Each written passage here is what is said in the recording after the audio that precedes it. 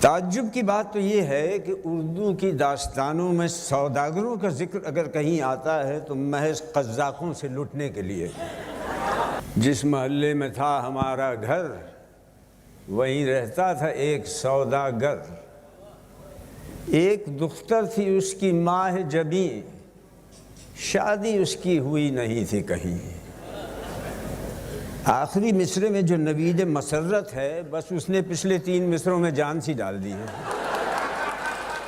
میں نے آج تک کوئی مرغی ایسی نہیں دیکھی جو مرغ کے سوا کسی اور کو پہچانے۔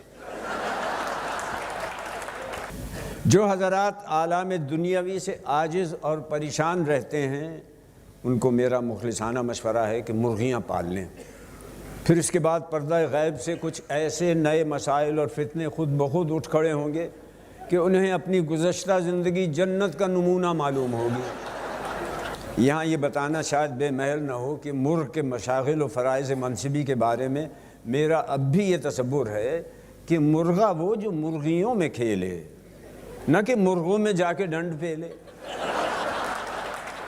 اور جس دن خلیل منزل والے ایک قوی ہیکل لائٹ سسک مرغ کہیں سے لے آئے تو ہمارے دڑبوں میں گویا ہلچل سی مچ گئی۔ جب وہ گردن پھلا کر اذان دیتا تو مرغیاں تڑپ کر ہی تو رہ جاتی۔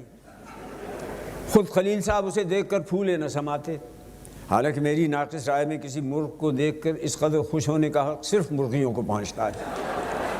میں تو اسی وجہ سے اپنے سے بہتر نسل کا جانور پالنے کے سخت خلاف ہوں۔ میں کہہ ہی رہا تھا کہ جس روز سے اس کا ہمارے یہاں آنا جانا ہوا مجھے اپنے تعلقات خراب ہوتے نظر آئے۔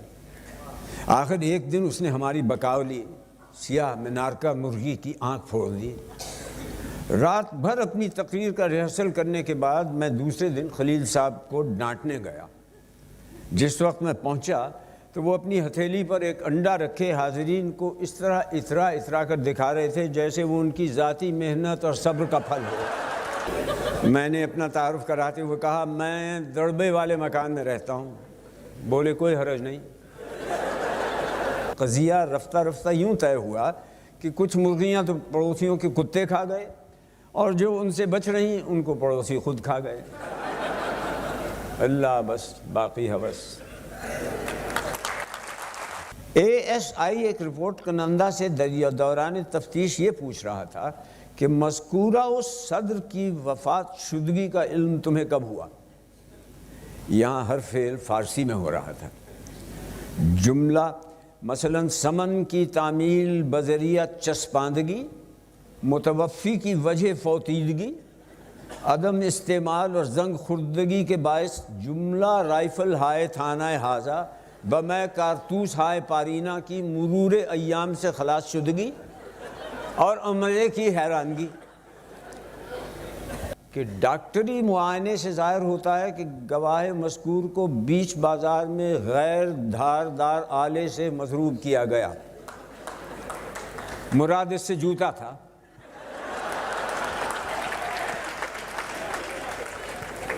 رات کے 10 بجے حجرہ مزاج پرسی میں ایک شخص سے جوتے کے ذریعے سچ بلوایا جا رہا تھا۔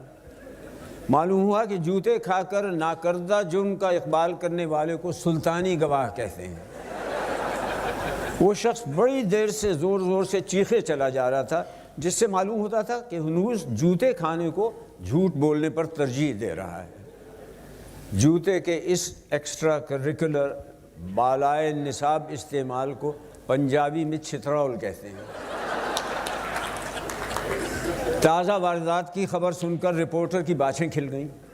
اس خوشی میں اس نے ایک سگریٹ اور 2 میٹھے پانوں کا آرڈر دیا۔ آبرو ریزی کے اس کیس کی تفصیلات سننے سے پہلے ہی اس کے ذہن میں سرخیاں سنسنانے لگیں۔ اب کی دفعہ شے سرخی میں کاغذ پہ کلیجہ نکال کے رکھ دوں گا، اس نے اپنے دل میں تہیہ کر لیا۔ 70 سالہ بوڑھے نے 7 سالہ لڑکی سے منہ کالا کیا۔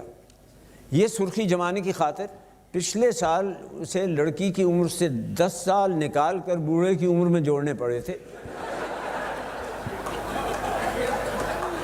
فرشی نشست کا اصل لیکن مخفی مقصد یہ ہوتا ہے کہ ایک ہی نظر میں سب کو معلوم ہو جائے کہ کون کون گٹھیا میں مبتلا ہے۔